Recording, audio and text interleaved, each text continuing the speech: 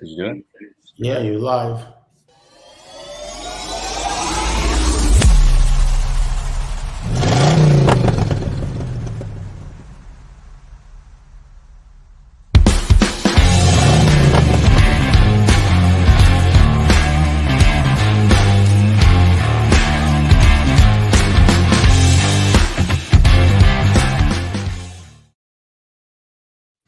Hey, Lee Wolf here. We are live with Game Face Monday. As always, Mr. Richie Bello is sitting next to me here. And today we have a couple of special guests, Tim Hayden and Wendy Reeves, who are the co-founders of the human side of AI. We're going to be stepping pretty deep into the world of AI today, and I'm excited about it. Just before we get rolling on the show, we're going to run our sponsor video from Shop Smart Autos on our VIN retention report. So we all know it's commonplace in the auto industry that customers will come and then they go. But why? Was it a better price? Did they go with a different make? Is it a sales training issue? Maybe it's a marketing problem. And if you knew why, could you take back a portion of that business? First things first, you need data. And Shop Smart Autos for dealers has your solution, the VIN retention report. Our VIN retention report can give you the inside scoop on VINs you held onto and the VINs you lost. But that's not all. What if you could know where the customers and your VINs ended up?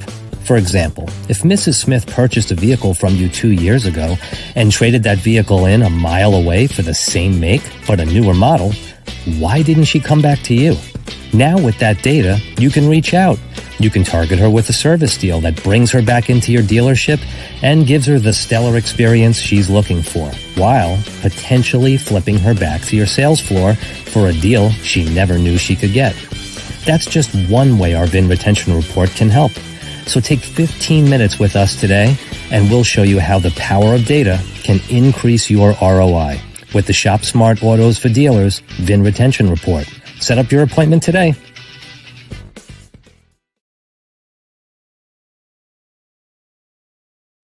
All right. So if you're a marketing agency who handles automotive car dealerships, or you are a car dealership, that VIN retention report is the most powerful tool that I have encountered. Knowing the vehicles that you held on to, the customers that came back to you, but more importantly, knowing the customers that left and where they went, and then having a plan to target them after that is just absolutely incredible. And it wasn't something that I ever experienced when I was in the industry. So that's the VIN retention report from Shop Smart Autos. And how's everyone doing today? Wendy, Tim, it's great to have you. Tim, you're on mute. Thanks. It's really great to be here. Thank you for having us. Yeah, absolutely. Thanks for having us, guys. Cool. All right. So AI.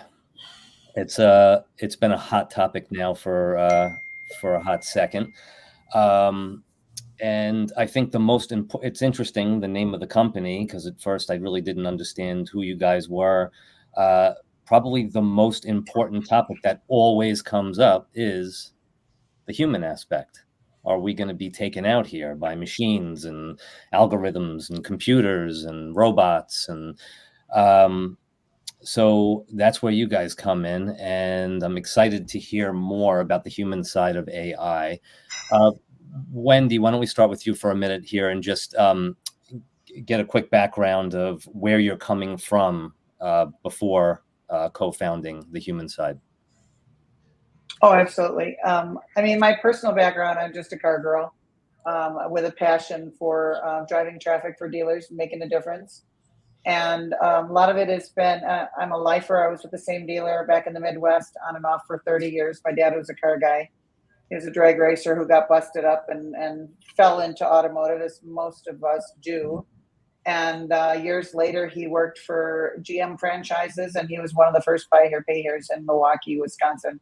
So I've kind of got it in my blood. But, I went, I left, I came back, and most recently I got into BDCs back in 06, 07.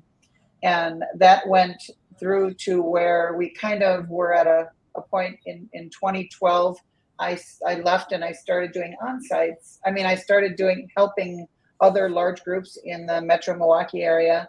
And they all had a common challenge, having a flailing store that just needed a little extra oomph or a little more TLC and take it, instead of a BDC in a box, just strategize and figure out where the pain points were and solve those problems. And then as soon as we got that, they're like, okay, thanks, we're going to kick it up to corporate now.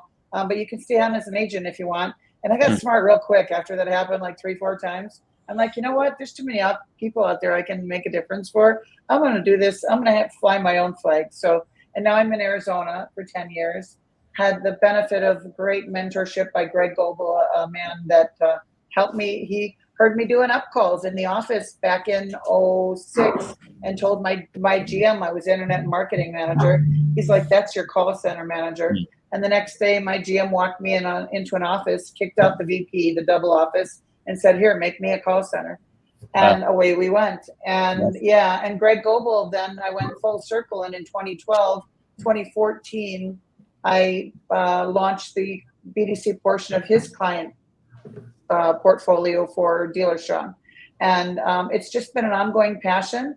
And then, come to the human side of AI. We all know one another. I have to say, Tim, I was just thinking about this a moment ago. I think the common thread that our 15 co-founders have is that we're all visionaries. And we started knowing that it was going to be the human side, and we struggle with what to call it, but this is what's brought us all together, and it's been a beautiful collaboration. And I defer to you, Tim. Yeah, pretty spot on. How about a little bit about your background, Tim? Sure. Well, for the past 20 years, I've worked for agencies. I've owned agencies. I've started software companies. I've worked for software companies, and over time, without even me calling it data, I got deeper and deeper into the data business. And at Brain Trust, I mean, this is what we do. We set out at first to really show companies what they could do with the overinvestment in technology that they've made. When you think about what people affectionately call the stack, our technology stacks have grown as digitization has progressed, and we need to tie these things together, right? We need to tie these things together for efficiency. We need to do it for pleasing the customer. We need to do it to create employee happiness. Just as the show started, just to have intelligence, period, on what's going on with that correlation between product, customer, employee, location, and the intelligence that exists between them. So, we many times are brought in when someone is trying to make a decision on a master data management solution or a customer data platform, or maybe just migrating data to the cloud. We help them really navigate those decisions, and we help them better than that plot the use cases and plot, what are the aspirational and the actual achievable expectations and goals that they can reach if they do invest in technologies like that. So, and we're here talking about AI. What drives AI is data. So the point we're at right now is to the point I think you said, Lee. It's been happening a hot second. Lots of folks are involved with, or every day tuning in to coin operated or credit card operated systems that are trained on third-party data, old data, might I say. And the time is now to move forward with first-party data. And you can only do that if it's structured and clean. So that's what we do. Okay, so if I were to put that in a simpler term, let's say for the audience, so basically you're going into companies, and that overall fear of artificial intelligence that people may have, you're catering it more to empower the employees and empower management instead of having it necessarily take over jobs and wipe people's employment out, right? It's how to use these tools to boost everyone's morale. And as Richie says a lot, Richie talks about how it actually will help people with focus. Like if you're a writer, okay, like I'm a writer, I'll sit down sometimes, and if I know I have to write, 10 newsletters, sometimes the thought process or the idea I don't want to deal with right away. like, or I don't want to sit there and deal with for hours. So I might talk to an AI system and say, what are 25 topics that I could talk about how artificial intelligence is changing the automotive industry? And then I'll take those topics, and then at least now I could just focus on the end game. So I'm kind of getting the idea that that's kind of like what you guys do. You're magnifying the people more than you are just using AI to take over and make things easy. Is that kind of... Oh, you're on mute again. I don't know why that keeps happening. I don't know. I'm not pressing anything on my end, but That's odd. we'll find out here in a second. But I think that's a great way to put it, Lee. Is that AI is here to allow humans to be human again. We've been relegated for the better part of 50 years now to desks, staring at typewriters first and then computer screens next.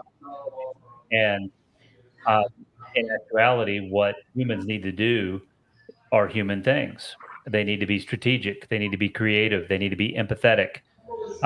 They need to be able to critically think about the environment around them or the situation or disposition that is putting opportunity in front of them or is causing a challenge to present itself, and AI can help us absolutely, but AI is not here to replace us. Right. And another way to put it is AI is here to help us take everything that we do that takes 3 to 5 steps today and do it in 1 or 2 steps, right?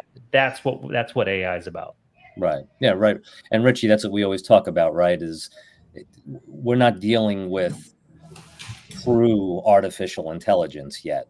This isn't something well, here's what the thing is. A lot of the machine learning process. I've been in the machine learning process since 2009 because of Clickable. And if you look up Clickable, we bought the company in 2006. So we have an automating bidding management system.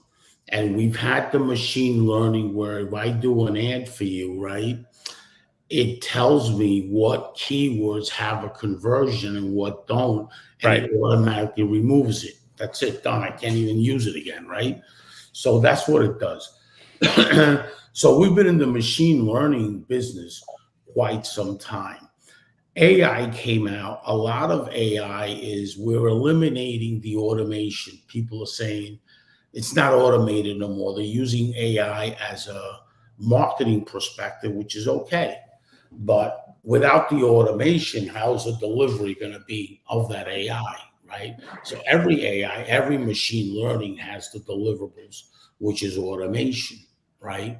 So the workforce has always a problem, even from the day of Infusionsoft, right? That's in Arizona. The CEO over there, Clayton, is a very good friend of mine. So he told me, hey, Richie, a long time ago, what a mess this is with getting the people used to the automation. They don't even understand it.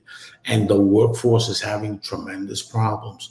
So with the different colleges that we're affiliated with, because of Clickable and LookSmart, we're always in college, we're always scouting new talent, right, in different tech incubators. It's funny what's really going on. So your company, the human side of AI, is right on point. Why is it right on point? Because you got human resource issues now with this AI. In other words, employees are getting concerned about their job that's going to take over, right? What's going to happen to us? That's what the big talk is. And it's a morale issue. So it spins into a process, and not so much a training process, but more of a consulting process of explaining to that business owner, you have a problem out on with your teams, everybody's concerned, right? And what it really does is case studies that they're doing now in different colleges of, has it really improved the productivity and has it really kept focus? And yes, the truth of the matter is it has kept focus but a little bit more than that. There's a case study out in one of the colleges that we're affiliated with the stress level. Has it dropped the stress level? You bet it has, because when a person like Lee, that's a content writer, goes to bed with all this stuff in his head that he just got an email from the CEO that he wants this, and this, and this, he can't sleep. He's thinking and thinking and thinking and trying to get creative and getting that out of his head, right? So the best way to get stuff out of your head is either write it and it leaves your brain, or video it, right?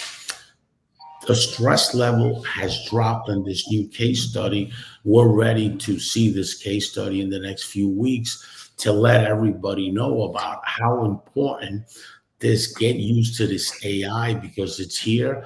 And if you use it right, your health wise is going to get better too, because that stress with these writers gets eliminated. Now they can go to something, write a couple of subjects, and here we go, right? That's great that there's something out there that's relieving the stress from the workflow, and it keeps you more focused, more determined, and it keeps you like really, really sharp, right? And what it really does, as far as Google AdWords with our automated system, it tells our data science guys how to build audience. That's what it really does. So here it is. We take about 7 to 10 days before we launch an ad to anybody, because we concentrate more on the audience first than just the ad, than just hire a copywriter and just write the copy of it. That's important. But if that audience is not there, not so much the keywords, the ad's not going to convert. You know that. We concentrate more on the audience building more than anything. So the AI is helping us there. So as far as the data science department, it's helping us there more, right? So it's wherever you turn, AI is really zeroing in on increasing the productivity, which at the end of the day, as a business owner, you want your productivity to be the highest and you want your focus to be the highest. That equals revenue. So that's what we've noticed. So kudos to you guys. Side of AI, it's unbelievable. Yeah. And if I could add something really quick, what you said about Lee, Richie, first of all, I know probably this much about AI, where Tim knows the whole hand. But that's the beauty of our community, because it's an open invitation to a safe space we're not looking to monetize on the human side of AI.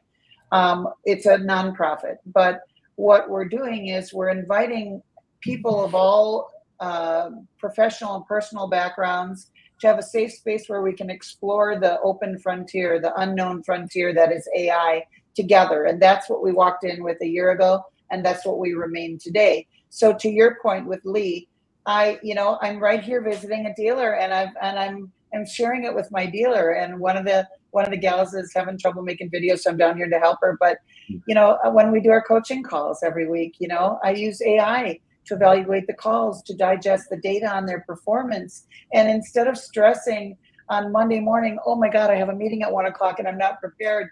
An hour before my meeting, I get the data that I've collected the last week and I put it in there and I say, okay, just show me what the areas of opportunity are and what the triumphs are over last week. And boom, it's all bullet pointed, and I couldn't make a better presentation.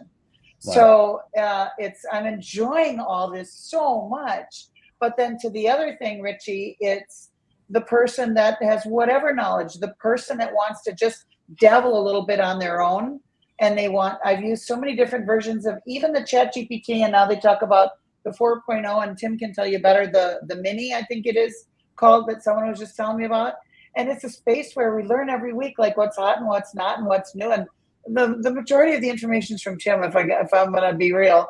But because his eyes are like all over everything and across multiple mediums and industries as well. But the idea is it's an exciting time. It's not going to replace us. It's here to help us be better, to help us with better time management, to help us work smarter but not harder. All of the little things, the sayings that people have been throwing around, and the fact that we have to be careful, because a year ago it was just a buzzword and there was a lot of smoke and mirrors, and now we're getting down to the brass tacks where we're really diving deep in and finding out what problems it solves, right? And I'm going to stop talking and let Tim, because I could go on all day. Well, I mean, it's as Wendy said, the human side of AI is a nonprofit. It's a collective of folks that are all over the place in terms of their roles, their disciplines, and the geography in which they operate. And to the car business, it's really a forum every Wednesday at 11 o'clock Eastern for folks to talk about what's working, what's not working, what are they experimenting with, and then occasionally a vendor to come on and pitch what it is they're doing and to get questions from everybody, which is the kind of thing needs to happen in a forum of some sort where, software is developed or technology is developed, and in this case, AI-enabled systems, many times which are wrappers of public models. And as people are bringing it to market, they need to be able to be water tested. They need to have folks that are discussing and really asking the hard questions about use cases and what can people expect for outcomes, because this is like any other technology in the past or any other transformation. Is the early companies are the ones that seem to find wide and common opportunities for people to use the technology.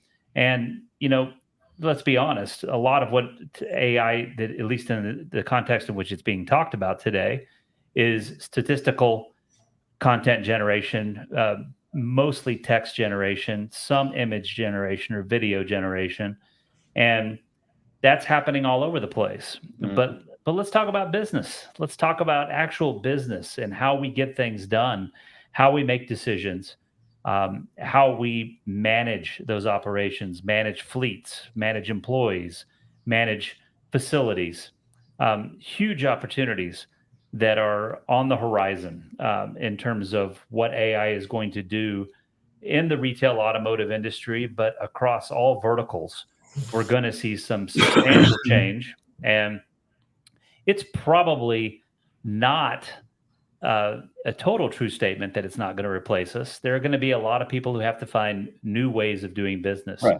People are going to have to be upskilled or reskilled to go do different things, because a lot of what we do and a lot of what our peers are doing, let's be honest, a machine can do it for us.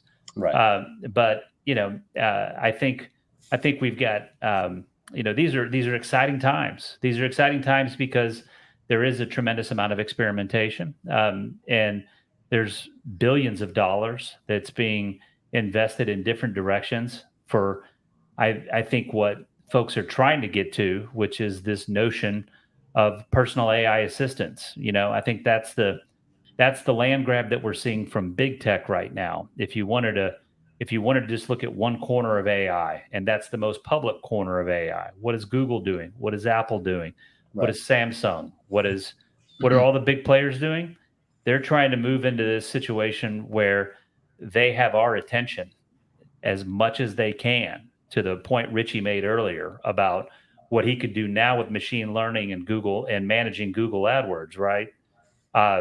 That's all we're doing, is managing attention when we get into that kind of talk. Well, that's where we're starting to see big tech really move in that direction of, if we thought they were walled gardens, they are steeper walls to higher walls now, in terms of how they're bringing data in or being able to leverage the data they have to get more of our attention. So that's what's going to be interesting about advertising as we know it, communications as we know it, changing as we start to have AI in our pocket or with us as a companion everywhere we go. Yeah, absolutely. Yeah, and you're always going to win with AI and automation. It's hands down how much you're going to win, right? And the more automation you set up, the more you're going to win. If you know automation, if you know how to write scripts to automate stuff, you're going to win. And now you have big data that has tremendous more value, because when people talk about AI, I've had a lot of talk with people. They don't even understand how it is AI. Well, it's only on big data. If you don't have the data, the machine's not going to learn, right? Right. So, what fuels AI? Data. Without knowing that fundamental, you can't develop AI. There's a company that reached out to me 2 years ago. Ship my car now. My friend Don. Yeah. He put me on with the CEO. They said, this is real AI, Richie. We need you to take a look at it 2-3 years ago. So I looked at it. When I looked at it, I know it's AI, because I got into the real system. I got into the real thing. So that company is a real AI that I can say, because of that big data that they have, and the big data is what makes it really machine learning, because data changes all the time. So that's why it's called machine learning, because it's learning all the time, because that data that you had a year ago, 2 years ago, people stopped using certain things. Now new data comes into, you always got to have that feed of data coming in. So our real benefit that I see is, because I'm in the big data world, right? Because of Clickable and Look Smart, and because of Shop Smart, that's what it is. Let me address something here. I did Shop Smart not for leads. That's what everybody thought. I did Shop Smart to sell the data, to sell the search data, to sell the VIN retention, to let the dealers know, like I report and you decide, like Fox News says, right? To let the dealers know what you got to do. That's all. I became more into that. Third-party leads, I knew it back then that it didn't work. I had to do it like that to show the inventory, so then we can show the data. But as far as the feeds, we've always had those feeds, because we're in that type of business. We're in that. Our ads won't work if we don't have the data. And by the way, hedge fund companies are the ones that buy that the most. that inventory and that feed, our biggest customers are hedge funds, because now you got an example, Lithia, that needs $300 million. Who do they go to? A hedge fund guy. That hedge fund guy says, okay, where are you buying it? Hey, listen, I need the VIN retention report for this marketplace entirely, Richie, now. Okay, boom. That's who buys it.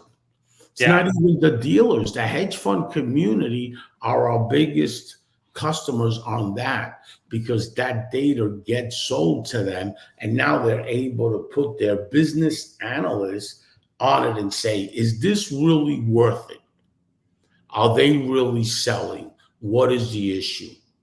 They're not selling. Let's look at their competitors and see what they're selling. Oh, okay, then this store is worth it, because look, they're being outsold by this. Now let's do this, okay? Let's buy it. Let's give them this deal and put a management team on it. And they tell them, listen, your competitors are outselling that store. Right. That's what they say. The store is worth so much. Blue Sky is worth so much. See you later. That's one of our biggest customers, is the hedge fund community, and dealers are not using that. That VIN retention report, if Google would have came out with that, it's the Google analytics of your customers. Let me ask you a question, Mr. Dealer. Why wouldn't you buy that? I don't know why they don't buy it. They just, like a typical deal. Like I said, 15% of our revenue is the dealer space. They just like that. Who knows why? And who really cares? We're just so busy, doing it with other businesses that really need this data, because they use it to fund. And we're in that business, really, of the funding part with these hedge fund companies. So, and AI is a thing like, wow, that is great, But what's more important is the products that you guys have that can really help so much the human resource department, that can really help the owner understanding how to deal with his employees. Where, it's like, a lot of people fear stuff. First of all, a lot of people are scared of change, right? Not everybody is. I get uncomfortable when I'm comfortable. Not everybody has that whole thing, right? Not everybody. So people get scared of change, and especially a change that they don't understand. They don't understand how it's going to help them. So you got to have a mindset of a little bit of data, a little bit of certain things to really understand, is that really going to be of any value to me, or am I going to just be replaced? People are scared when they start thinking about replacement. They're going to replace me. I've been here 15 years. How am I going to find another job? How am I going to be able to take care of my families? That's a big fear, and that's a stress fear. So having the human side of AI, as you got a problem in your company, call us, reach out to us. We're a nonprofit, this, that, especially veterans-owned business, veterans-owned business, guys they're still working, the Vietnam people as part-times and all that. I have one that is working at the VA. He don't like the AI stuff. He's been at the VA for 17 years in Phoenix. Scary. Okay. To them, it's scary.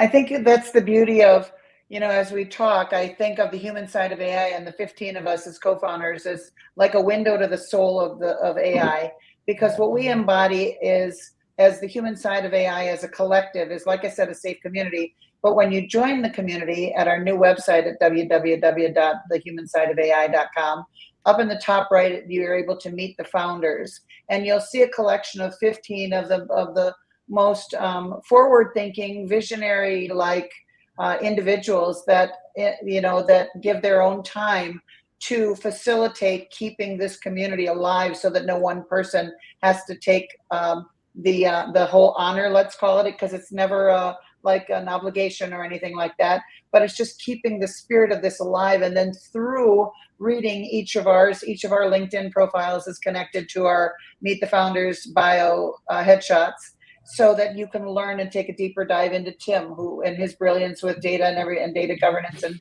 everything that they do at Brain Trust, or BDC person. Or we've got one guy that's with BusyCar, one guy that's with Numa. We've got Jen Sanford of Sanford Marketing Group, and now with Automotive Mastermind. We've got Help Me Tim. We've got Martha Alvarado, who's a dealer, BDC director, internet director at one of the AutoNation stores now in California. We've got April Simmons, who's a dealer marketing director at all the Horn stores in Arizona. And we've all done what we've done and do what we do together, our own little pieces from our own little vantage points. And then we get organic reach for each of what our own individual passions are, as well as a collective, spreading the news about, hey, here's a safe place, come to us, we'll learn together, and we'll be stronger together in our pursuit of AI. That's awesome. That's awesome. So yeah, listening to the two of you speak and some of the comments Richie made. Yeah, it's basically artificial intelligence, AI, machine learning, wherever we're at the moment. It doesn't have to be like 100 some odd years ago, when one of the biggest industries, if not the biggest industry in the country, was horses. It doesn't have to be like the invention of the vehicle, and then all of a sudden you have an industry and a world wiped out. If we tackle it now from an intelligent standpoint, which is exactly what you guys are doing, it's brilliant. We can use it to empower ourselves and with a safety net. That's pretty cool. Pretty cool. We have a partner that does website cybersecurity, that works with all the OEMs internationally. I'm pretty sure you guys have seen it on our podcast. It's a doctor. His biggest success is that uses cybersecurity for AI. So we're like partners. We have a page together and we do certain things. He does the automotive tier one and OEMs, right? So his success really, and he ties in a lot of his success to the machine learning. Known for quite some time now, and he's been developing this machine learning for the last 5, 6, 7 years. And the cybersecurity thing is really an issue when somebody can take control of your car and just crash it, and while you're behind the wheel, and the OEMs, hire him internationally to figure it out. So he's got it all wrapped up. It's one of these guys that has a big team and he does a lot of stuff with the OEM sector and tier one. And especially guys that do data, like we have all cybersecurity wrapped around our stuff, doing the data part, it's so easy to get to, like, listen, I come from the day before the web base. I mean, I worked for a company that was hard to get in, and web base, when you got a guy like me, web base is like easy to get in. Give me a break already. Everything's an open source. Boom. Everything's an open source. It's so easy to get there. When COVID was out, I was scraping Facebook's private sellers. Give me a break. I mean, it's so easy to get in with this open source that it's not even funny no more. Everything has an API. It's easy today to just break into anything. So the guys that do it to hurt you, it's out there, but using the AI technology, and he's one of the guys that had a problem at the AI getting his team used to it because there was less workflow, but now the productivity is crazy. And he was telling me, it's like unbelievable how much I had to sell everybody to use the AI. And now that he does, it's crazy. And that's what a lot of these business owners, you got to understand, they're going through a lot of issues with that. A lot of people fighting the AI. And it's a really good product what you guys have. You guys should be out there. I mean, dealers, not only dealers, but business owners are having a hard time. The medical field, all different fields are having like a serious time. And that's true. I mean, it is, there's not a business, there's not a vertical industry out there that is not going to be affected by this. And it's going to be a very fast, within 2 to 5 years, it's going to be an extremely fast turn in terms of how operations are changing, how automation, because you hit that hard earlier, Richie, how automation comes into our lives and comes into business, and causes the human side of it to really learn new ways of operating and or new ways of working, right? Which is a change in title, a change in discipline, a change in industry for a lot of people. It's going to happen as this starts to really take hold. This is to the point you made, Lee. I mean, we have the horses to cars thing that happened, Right. and then we had in the early '60s to the late '60s, we had what happened with the shipping container, which had this halo effect, right? It paired with the interstate highway system to give us the suburbs and to give us big box retail. These are all things that did not exist Right. in the 40s and 50s, right? Sure, there were department stores, but they were in the big cities. When everything was shipped in bulk and everything had to be put on trucks, and it took a month to unload a ship, and then you brought a crane along instead of 10,000, mostly men, probably all men back then, 10,000 men to unload a boat. Now you only needed 4. You need one to operate the crane and one to be on the deck, putting the hooks on the containers, and 2 down below to make sure that the container got on the train or the truck right before it took off, right? This, in terms of scale, will probably be 100 times that. And in terms of the realignment of how business is conducted, and when we talk about automation, we can think about it back to what I had said earlier about something that takes 5 steps. A simple exercise I do with clients all the time and I say, look at your calendar. And if you have something on your calendar you do 3 times a week, let's talk about how a machine can do that for you. And it's usually generating reports or have a specific kind of meeting, something like that, right? And how do we find ways to be able to knock that down to where it disappears from your calendar or it's only on your calendar once? That eventually will put us in a position to where we will learn new ways of productivity and new ways of deep thinking, and to what I gave a nod to earlier in terms of creative strategic thinking. This is where we are not quite yet when it comes to machine intelligence or statistical AI, which is what everyone subscribes to right now. Right. Is that which the human can do. So it's going to be fascinating whenever you really think about the idea of systems integration, right? Systems integration is about having all of your data and all of your systems talk to each other in ways that they weren't before, which empowers you to do myriad things with your business. A lot of it fueled by machine learning, legacy machine learning, stuff that Richie's really familiar with. Mm-hmm. And then this new age, modern day artificial intelligence, right? To tell us things in a correlative or a causal relationship way that we never knew about our customers or about our business. This is where we're going to start to see car dealers, because that's what Wendy and I talk about most often. We're going to start to see car dealers operating in very different ways, selling products other than cars. We're going to see them consolidating their real estate. We're going to see them doing different things with their business because they'll have the intelligence, and without calling it intelligence, the insights that they don't have today.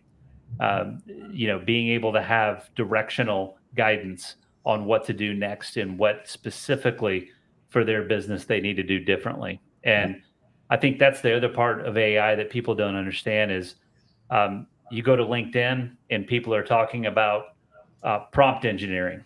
They're talking about, this is how I got ChatGPT to, book restaurant reservations for me this week, or this is how I got this thing to do all my LinkedIn posts for me, my blog posts for me, whatever it might have been. Oh. That's extremely linear in terms of the use case. That's extremely linear in terms of what we're talking about. Getting into things that really start to automate what we do without us touching a button, without us touching a screen or looking at a screen, without us even using our voice. Right. That's where this is going. And this is where I believe we'll be in at the latest 5 years' time. Yeah, absolutely. And I'm glad you brought that up, because if you really, here's what I tell people, you have the knowledge, you're behind the AI, you got to put the input. The tech world, they're inputting scripts, they're inputting automation scripts, deliveries. So, okay, it delivers it, but it doesn't automate it on email. So you need ping, post. You know the ping post technology, right? Oh, yeah. Pings it and posts, right? Same way with the lead gen, right? Now with this AI, they're building stuff, script that is ping post. Okay. I'm in a lot of these colleges in and out, and I see these kids. Let me tell you, I'm all around kids. I'm like the oldest guy around. Okay. I'm around all these young kids. Okay. 25, 18, 19, they're geniuses, robotics and the whole thing, right? There's this kid there, Manny, at Queens College, and he's like 19 years old. He's got his own robot already built in about a year. He's like amazing. He's going to end up at Google in the robotics division. That's how sharp this kid is. This guy doesn't talk too much to people, talks to machines all day long. He's like talking to himself with them. I said, well, who are you talking to, Manny? Oh, nothing. I'm just thinking out loud. Yeah, sure he is. So anyway, this kid is unbelievable. But that's what's happening. And one industry that I got to say that is a game changer on AI, and they've been using it for quite some time, the financial district. The mortgage guys and the funding guys and all these guys are really on this AI game because it's financing and they're unbelievable. The kind of stuff they're coming up. Secondly is the tech industry, but the first is the financial guys. These hedge fund kids and these hedge fund guys that are controlling $1 billion fund.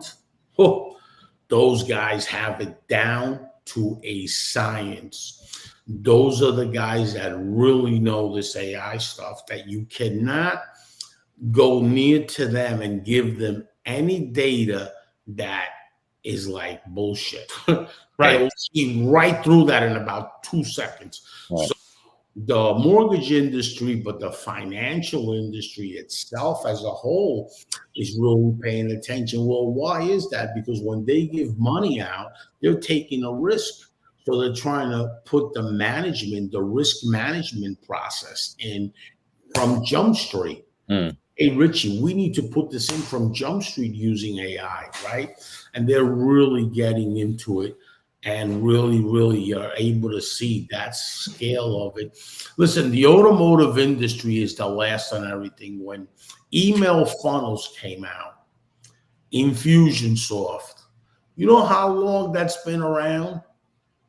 That's been around 15, 18 years Oh, now. yeah. Oh, yeah. And the automotive industry now is when they started doing it. Really? Right.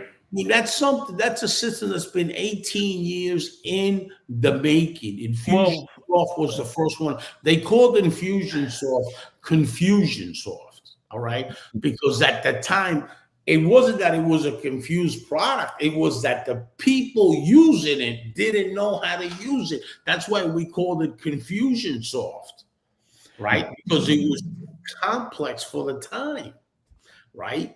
So that's why I say that automation was hard to adapt. It took 18 years for it to hit the automotive space. Now you got people, dealer funnel, this funnel, that funnel. Now you got them funneling. Well, it's been in the funnel business has been in for 18 years now. Right.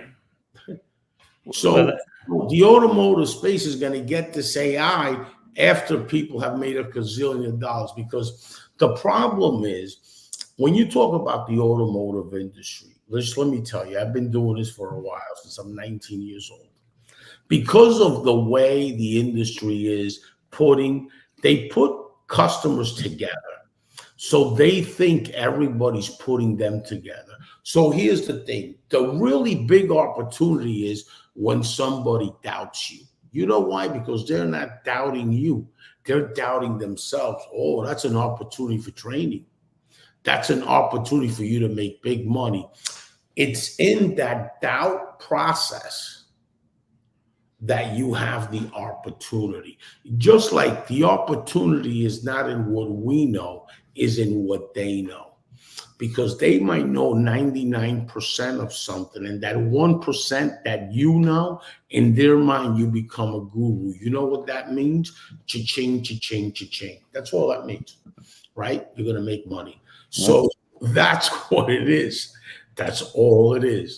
That they don't understand and they doubt everything only because of the way they do business, you know? So they have to have that mindset. So when a dealer doubts me, I don't take it personal, because I know that they're doubting themselves. So therefore, what I do know is that they're weak, right? So I see an opportunity to get them strong. That's what I see, because other industries don't doubt you. You have what you have today. There's AI. They search it, blah, blah, blah, blah, blah. Okay, Richie, we have a deal.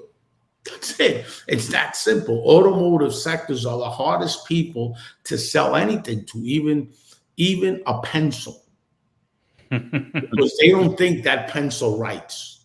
That's all, because of the way they sell cars. You know, that's what they do for a living, right? So you gotta be careful. And you can't even sell them because the dealer is being sold by the salesman, by the manager, by the F&I guy, everybody. When I used to sell cars, you know what? When I was done with the customer, I was selling the finance guy. When I was done with the finance guy, I was selling the sales manager. When I was done with the sales manager, I was going into the office just to deliver the car, especially on a Saturday. If that one car paid me $150 spiff, somebody was getting sold. If I'm done, it's going to the used car manager. I was selling that deal to somebody. That's the way it is, you know. So they deal with salespeople 24/7. So it's never personal against a dealer. It's just that's the culture. You know, we have to accept the culture, but they're gonna get in the automation, how late they were, they're gonna get in the same time. And trust me, a lot of dealers are seeing the benefit now of the automation. Only it took them 18 years to see it. Right. But you know, Richie, to summarize what you just said, I mean, because Lee said it first, Lee said it twice. You know, hey, what AI does and what it doesn't do doesn't come in and just wipe everybody out in terms of their jobs. But accountants, computer software developers, right? Software developers, these will be the first. These will be the first. Right. That are and I would argue car dealers, because the car business is statistical throughout, right? It is all numbers driven in terms of car prices, in terms of actuaries, in terms of how long someone's going to own a car. Right. A lot of what your VIN intelligence can all of that data in total could be analyzed to inform an operation on when to call somebody, when to send an email to somebody, or even better, 5-6 years from now with self-driving cars, when to have a car drive itself to somebody's house and let them take it for a test drive. I mean, so when we think about that, when we really think about how, you know, who has the opportunity to gain efficiency. You couldn't have said it better, Richie. Is the car business has got to get out of the way of itself right now. They right. have to. They have to embrace the fact that many of the things they do right now are the same way they've been doing them for 15 or more years, the way their daddies did it, the way their granddaddies did it. And right now is the time to invest in technologies that deepen your customer relationships and therefore help you amass the intelligence over time to where the business perseveres and the business grows, instead of you constantly being able to or being forced, pardon me, to, you know, manage things in an archaic way, in a proven unproductive way. I mean, I think that's what the challenge is there. And you're right. That's a big challenge. And, you know, we don't say what our technology is, but the VIN retention, you're absolutely right. We have a lot of automation wrapped around it and AI wrapped around it, where we know exactly when they're trading in that car anywhere. So, and we're building more data to show the customer how long people stay with the car and all this kind of stuff. So we have all that AI thing wrapped around that system, and we're making it public now with a landing page where anybody can go on there and get the VIN report, because we have so many other different industries that are asking for this. You know, that really want this. They want to go somewhere where it's automated, bang, boom, boom. And it's going to take, we did the testing already. It's going to take about 32 seconds by the time you fill out the form, as you pay it, and it goes right into your inbox, the report and the data. So it's a very important thing that we've had. And all that is based on AI. Yeah. You know, so we're scaling it with our data science, with our technology guys. We're scaling it into the next level, because the AI thing is like so good. Tim and Wendy, it's one of the best. I think it's one of the best things that are out there today for marketing, strategizing, profits, ads, delivery. It's if you use it the right way, it's going to make you a ton of money. Yeah, absolutely. For SEO is unbelievable. I mean, we use it for SEO. We use it for a lot of different things, for the snippets on your website. I mean, crazy. If the UI is right, do you have a good UI, and what's your UX? It's like crazy what this thing does if you really use it for marketing and for helping customers scale and grow. Absolutely. And did we have a tech show on Fridays? It's called Tech Face On.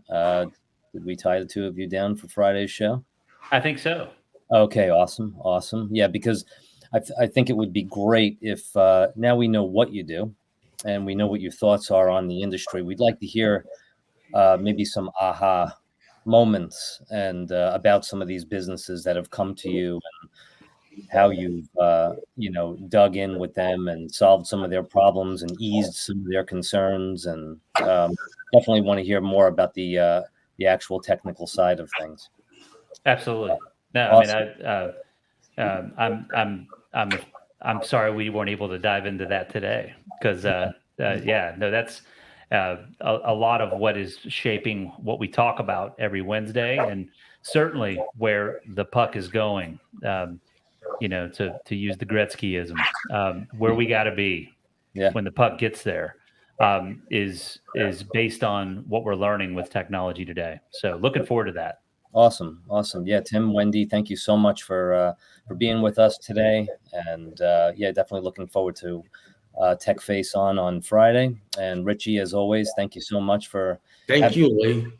I just want to say something. I get invited to a lot of clubhouses. And you see how I speak here, no problem. It's my mindset. I get invited to so many of them. And this is when you speak, Richie, so somebody send me a message. You speak on here, well, why can't I get you on Clubhouse and speak? I just have a hard time speaking. I don't know why. This is your kingdom. This is your kingdom. Right. But I have such a hard time speaking like that. Maybe knowing the fact that all these people are listening or something. I don't know. It's a mindset. But to answer that person right now and send me a message on LinkedIn, I will start doing it. I just I apologize. But I will start doing that real soon. All right, awesome. All right, well, thank you. Thank you for having us. Absolutely. Yeah, and we'll catch up with you guys on the other show. Bye-bye. Awesome. Thanks, y'all. Have a great day, guys. Bye.